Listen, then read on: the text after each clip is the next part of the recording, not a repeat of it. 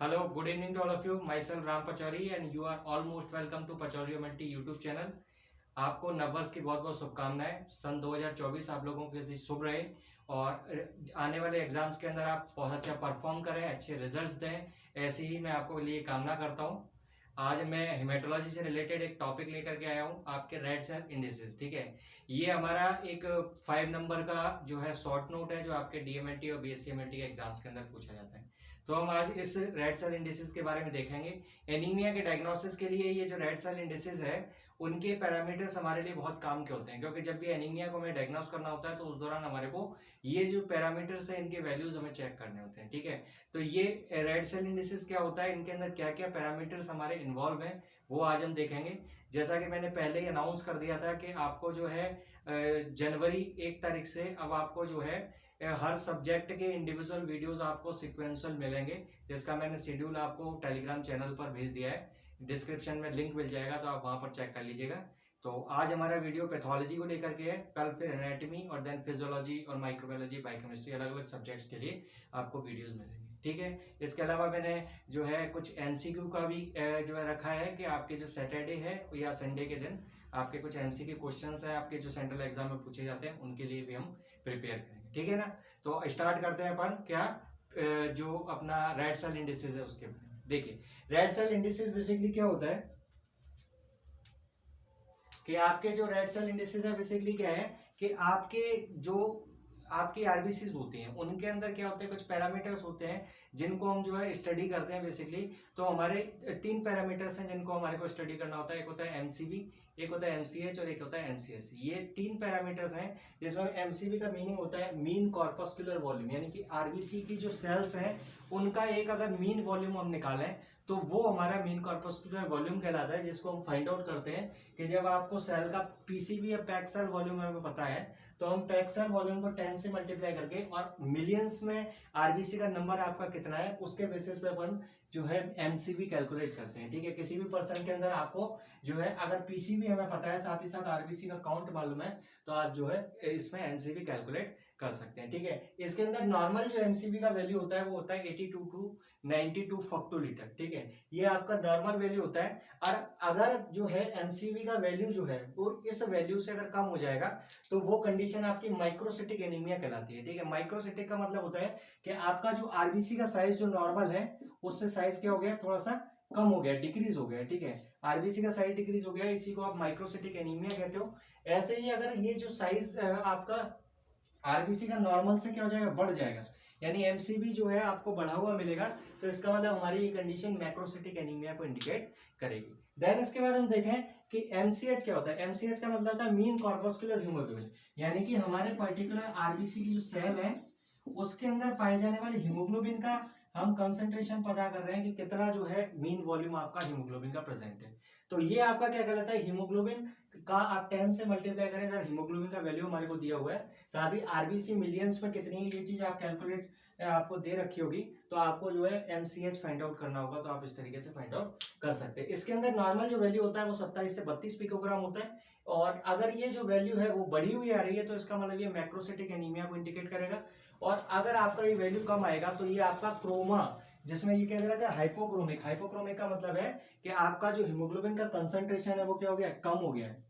ठीक है, और हीमोग्लोबिन का कंसंट्रेशन कम हो गया है तो ऐसी कंडीशन को आप हाइपोक्रोमिक एनीमिया के नाम से जानते हैं। हाइपो मतलब कम और क्रोमिक मतलब कलर, तो हीमोग्लोबिन का जो कंसंट्रेशन है वो क्या है, कम हो गया है। देन इसके बाद अपन तीसरा पैरामीटर देखें, वो क्या है आपका MCSC. MCSC basically mean corpuscular haemoglobin concentration है। एक्चुअली जो हम हीमोग्लोबिन का जो मीन कॉर्पस्कुलर कंसंट्रेशन, एक तो यहाँ तो देख रहे थे सिर्फ हीमोग्लोबिन को, यहाँ पर हीमोग्लोबिन का कंसंट्रेशन हमारे को मेजर करना है, तो हम देखेंगे कि हीमोग्लोबिन को आप 100 से मल्टीप्लाई करके पीसीबी से अगर डिवाइड करते हैं पैक सेल वॉल्यूम से, तो आपको जो वैल्यू मिलेगी वो क्या होगी, एमसीएससी की वैल्यू मिलेगी, जिसका नॉर्मल जो आपका परसेंटेज होता है वो आपका 32 से 36 जो है परसेंटेज होता है।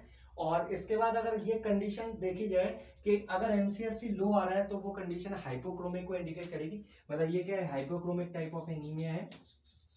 और वहीं पर अगर ये जो वैल्यू एमसीएससी की है वो बढ़ी हुई आ रही है तो आप इसको स्पेरोसाइटोसिस डिजीज के अंदर देखने को मिल सकता है। ठीक है, स्पेरोसाइटोसिस के अंदर सेल्स जो आरबीसी की सेल होती है वो कैसी हो जाती है, स्फेरिकल होती है।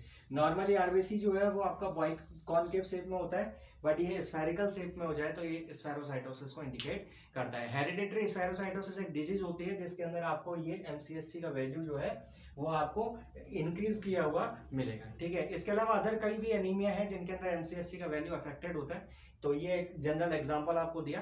देन इसके बाद एक होता है red cell index. Red cell index क्या होता है, या फिर अपन बोले तो कलर इंडेक्स हम बात कर रहे हैं कि आरबीसी का जो हीमोग्लोबिन का कंसंट्रेशन है वो नॉर्मल के कंपैरिजन में जो है आपको क्या मिल रहा है, जैसे average amount of haemoglobin in the red cell as comparative to normal, यानी कि नॉर्मल जो आरबीसीज हैं उनके अंदर हीमोग्लोबिन का कंसंट्रेशन और इसके अलावा जो एवरेज हीमोग्लोबिन आपका कंसंट्रेशन है उसका अगर हम रेशियो निकालें तो हमारा कलर इंडेक्स कहलाता है, जिसको आप कैसे निकालेंगे कि हीमोग्लोबिन का आपको परसेंटेज दे रखा है, आरबीसी का परसेंटेज अगर दे रखा है तो उसके अकॉर्डिंग अपन क्या करेंगे, कलर इंडेक्स फाइंड आउट कर सकते हैं। ये चारों पैरामीटर हमारे जो है एनीमिया को डायग्नोस करने में बहुत हेल्पफुल होते हैं और ये आपके डीएमएलटी और बीएससीएमएलटी के अंदर शॉर्ट नोट के ऊपर ये क्वेश्चन पूछे जाते हैं, तो आप लोग इसको प्रिपेयर करके रखें। इसके अंदर एक जो है क्वेश्चन मैं लेकर के आया हूँ, उस क्वेश्चन को डिस्कस कर लेते हैं। इसके अंदर सारे आपको एमसीबी, एमसीएच और एमसीएससी इन तीनों के वैल्यूज आपको फाइंड आउट करने होंगे, साथ ही साथ कलर इंडेक्स भी हमें देखना होगा। तो आइए देखते हैं क्वेश्चन के जरिए और इस पूरे जो पैरामीटर्स हैं इनको अच्छे से समझने की कोशिश करते हैं, ठीक है। आइए देखते हैं हमारे क्वेश्चन के जरिए कि हमारे को जो है एमसीबी, एमसीएच और एमसीएससी किस तरीके से फाइंड आउट करना होता है। देखिए हमारे को क्वेश्चन दिया है कि अगर किसी पर्सन के अंदर पेशेंट का पीसीबी जो है वो 45% है, आरबीसी का काउंट आपको 5 मिलियन पर mm³ दे रखा है और आपको हीमोग्लोबिन का जो है कंसंट्रेशन दिया है 10 ग्राम पर डेसीलीटर, तो हमारे को फाइंड आउट करना है कि एमसीबी, एमसीएच और एमसीएससी क्या रहेगा और इसका कलर इंडेक्स हमें निकालना है। तो इसमें देखिए क्या दे रखा है, ये जो वैल्यूज है हमारे को दे रखा है कि एक एक्यूरेट रिजल्ट के लिए वैल्यू हम आइडियली मान के चल रहे हैं कि अगर हीमोग्लोबिन जो है 100% अगर किसी का है तो हम बोलेंगे कि 15 ग्राम पर डेसीलीटर आइडियल मान के चल रहे हैं, ठीक है। और ऐसे ही आरबीसी का काउंट 5 मिलियन पर mm³ जो है वो आपका एक नॉर्मल काउंट मान के चल रहे हैं कि आपका जो नॉर्मल काउंट है वो आपका इतना होना चाहिए। इसके अकॉर्डिंग हम पेशेंट के रिजल्ट को क्या कर रहे हैं, मैं जो है मैनेज करके देख रहे हैं कि कैसे आपका जो रिजल्ट आपका कम है, ज्यादा है, वो सारी चीजें हमें चेक करनी है, ठीक है। तो हमारे को देखना है सबसे पहले हम क्या करें कि पहले एमसीबी काउंट करें। एमसीबी के लिए देखें क्या क्या चीजें चाहिए हमारे को, पीसीबी और आरबीसी काउंट चाहिए। तो पीसीबी आपको कितना देगा, 45 दिया है, मल्टीप्लाई बाय 10। इसके बाद आप देखेंगे कि यहाँ पर जो है आरबीसी का जो काउंट है मिलियन में 5 है, तो आप इससे कैलकुलेट करके देख लें तो 5 9 9 टाइम्स जाएगा, तो ये क्या हो गया 92, यानी कि आपका जो एमसीबी है वो कितना आ रहा है 90 फैक्टोरीटर। अब हम देखें नॉर्मल रेंज के कंपैरिजन में हम देखेंगे तो यहाँ पर ये नॉर्मल रेंज के अंदर आ रहा है, क्योंकि 82 से 92 फैक्टोरीटर होना चाहिए, तो आपका ये वैल्यू क्या है, नॉर्मल है। अगर हम यहाँ पर देखें एमसीएच कितना आ रहा है इस पर्सन का, तो हम देखेंगे एमसीएच में हमारे को हीमोग्लोबिन चाहिए जो आपको 10 दे रखा है, इसके बाद 10 से मल्टीप्लाई करिए और इसके बाद आरबीसी मिलियन में हमारे को चेक करना है तो कितना है 5 है। तो अल्टीमेटली आप ये देखोगे कि ये कितना आ रहा है 20। और अगर हम यहाँ चेक करके देखें तो इसका जो एमसीएच है वो आपके 27 से 32 पिकोग्राम आना चाहिए। इसका मतलब ये क्या आ रहा है, लो आ रहा है, यानी कि आपको कैसी कंडीशन दिख रही है, यहाँ पर आपको हाइपोक्रोमिक एनीमिया जैसी कंडीशन दिख रही है, ठीक है। इसके बाद हम देखें एमसीएससी कैलकुलेट करना है, तो एमसीएससी कैसे कैलकुलेट करेंगे, देखिए इसमें एमसीएससी में क्या हीमोग्लोबिन चाहिए, तो हीमोग्लोबिन हमारे को 10 दे रखा है, मल्टीप्लाई क्या करना है 10 से, आपको 100 से करना है 10 से नहीं, देखिए इसमें आपको 100 दे रखा है ना वैल्यू में, तो आपको 100 से मल्टीप्लाई करना है। देन इसके बाद आपको चाहिए पीसीबी आपको कितना दे रखा है 45, तो आप इस तरीके से कैलकुलेट करें तो आपको ये जो वैल्यू है वो कितनी आ जाएगी 1000/45, इसको कैलकुलेट करके देख लीजिएगा। तो इसमें क्या हो गया, ये देखिए, ठीक है। तो इस तरीके से आप देखोगे कि मल्टीप्लाई बाय 10, तो ये इस तरीके से मतलब 22 जो है आपका परसेंटेज एमसीएससी का आ रहा है, ठीक है।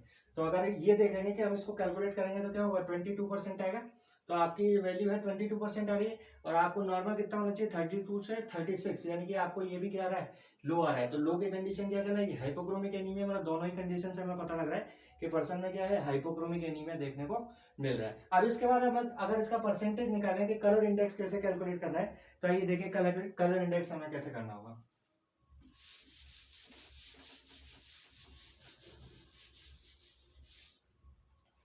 पहले हमारे को हीमोग्लोबिन का और जो है साथ ही साथ आरबीसी का परसेंटेज निकालना है, ठीक है, कि एक्चुअल में कितना परसेंट है आपके जो आइडियल वैल्यूज जो हैं उनके रेस्पेक्ट में अगर हम देखें तो कितना परसेंट आपका हीमोग्लोबिन कह रहा है।